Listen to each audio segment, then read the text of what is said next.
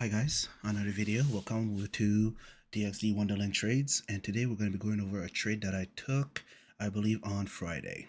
Now we're gonna call this series, let's go with Trading Diaries. Fuck it, let's make it easy. So Trading Diaries episode 1. Yeah, so let's begin. So I've already went out and mapped out my levels already, and I'm just gonna go over why I took the trade that I took and what was going on. Now, with the market on Friday, it was a little confusing what was happening. As you can see, I marked my daily level right here. So we're gonna zoom in a bit because I know this is a pretty big white screen. So yeah, we tapped the daily level. Price should be bouncing back up from this, and there wasn't anything that was standing out really. And then when we go down to the 4 hour, you can see once again not much going on. We failed to hold this, and therefore we back tested it, and then we went lower. I wasn't getting that much clear structure. Now I am a scalper. I like the M1 a lot, and so that's what I like to trade. So when we go down to here on the H1, you can see that price is essentially trying to just accumulate, or like, how do I say this? It's trying to like lower the fall to make a way back up. That's what I would think, right? So this is just scalping. There's not many. I don't really have a big idea of what price wants to do, where to go. I know we're bouncing, and that's all I know on the obviously bigger time frame. Now, when we go down to the M15, let me just mark out a level here that I see. Actually, no, we're not. I don't use the H1 that much, so it's fine. Yeah. So you're probably wondering, what are these boxes? What do I have going on in here? Well, we have the 100 EMA, the 200 EMA, and we have some value area highs and value area lows, which I use this chart for. Now this is a little messy, so to make it clearer, we're gonna use the US 100 chart, which is the same thing, and we had our value area low region here, and I like to mark these as these also act as a point of resistance. And then we had the current day value area high. We're gonna make this green, and then okay, and then we have the current value area day low. I'm gonna make this red. So what's the rule when I'm trading this? It's pretty much rotational, you know? You get here, you buy, you sell, buy, sell, buy, sell, until you can't, really. It's just supply, not supply, it's just levels, resistance and support. Yeah, so let's go back now to the normal chart. So if you see it here, we just mark out our levels of interest, and then we play it. Now, like you see, there's a lot of levels here. I'm not particularly trying to trade one thing. I just use them as a point of reference. So to make this easier, we're gonna go with no, we're gonna stay here. The chart that I used. Now, what am I looking at here on the M15, which I usually use to draw my picture? You can see we're just trending lower. We're trending lower until we finally found some sort of a bottom, and now we're pushing back up. Now, did I restart this? Yes, I did already. Perfect. So you can see we held this level here, and then we're bouncing back up. I'm looking for shorts. I'm looking for shorts. Why? We're moving back into the value area high. We have the 100 EMA, and we have our M50-minute levels, which was actually what gave me this trade.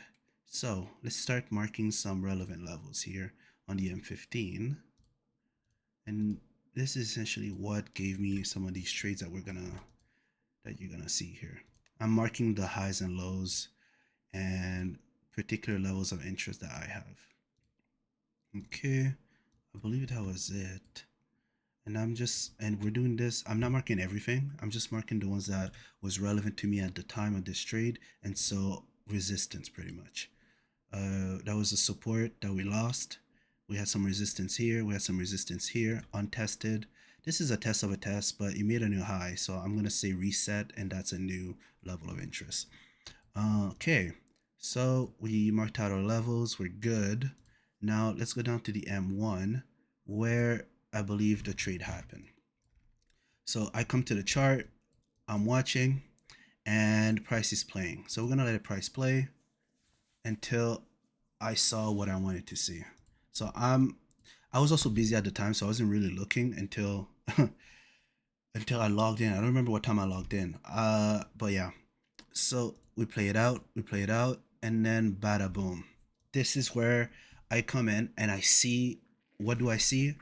I see this beautiful lined up zone right here of interest. And look how we tap resistance. We tried to, we failed. We failed. The level didn't hold.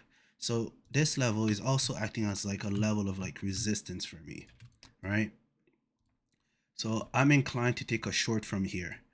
Do I want to take it here? No, not really. I don't want to take a lot of risk. So my particular level of interest was, there you go, as you can see right here, all based on the fact that we created a supply zone on top of an M15 level, which particularly my interest in the M15-minute level, which gave the 1 minute supply zone. Now, I was very hesitant to take this trade. Why? Because we didn't really make a new low. Let me play it out, sorry. Okay, yeah, we really didn't make a new low. I like the fact that we had a strong movement down and we have some levels. That's what I like. So what do? I place my limit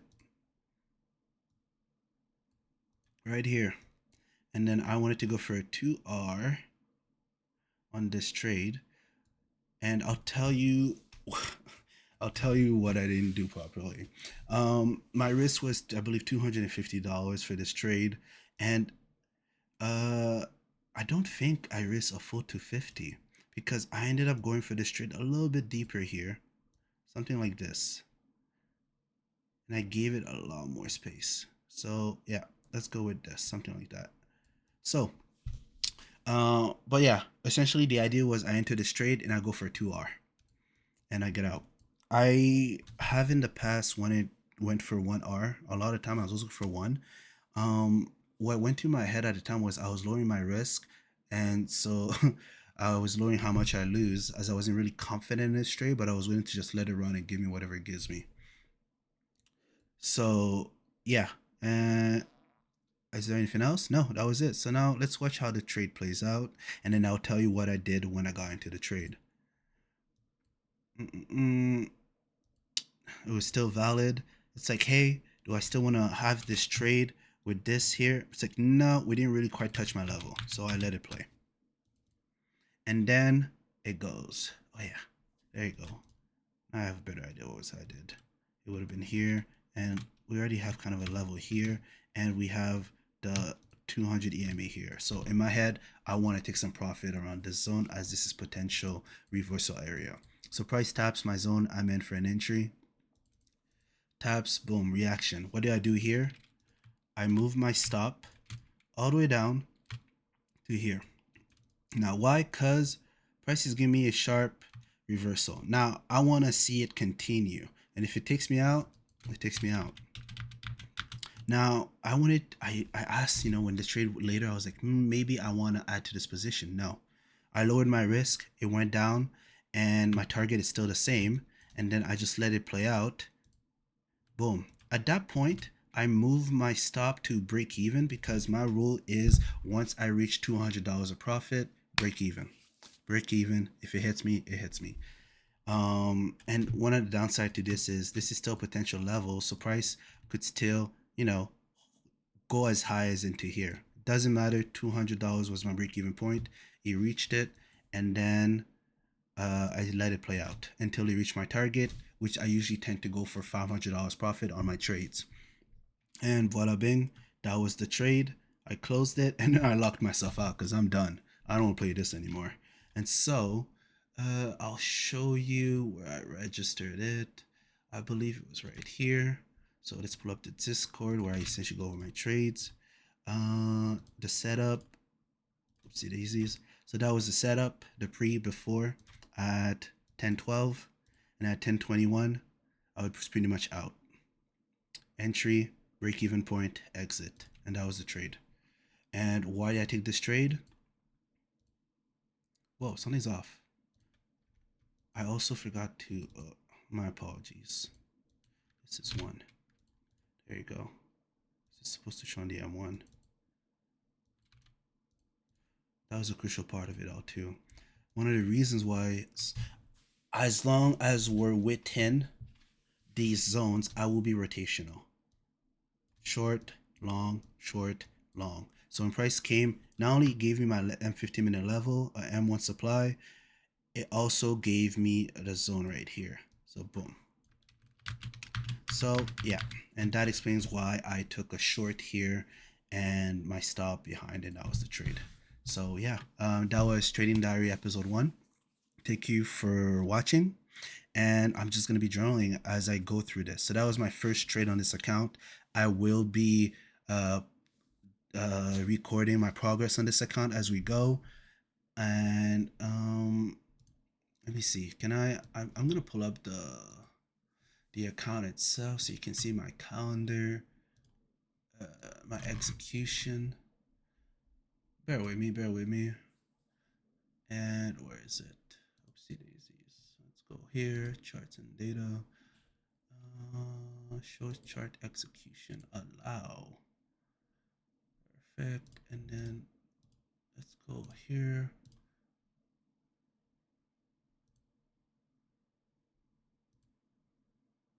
Okay. Can we see it? Perfect. So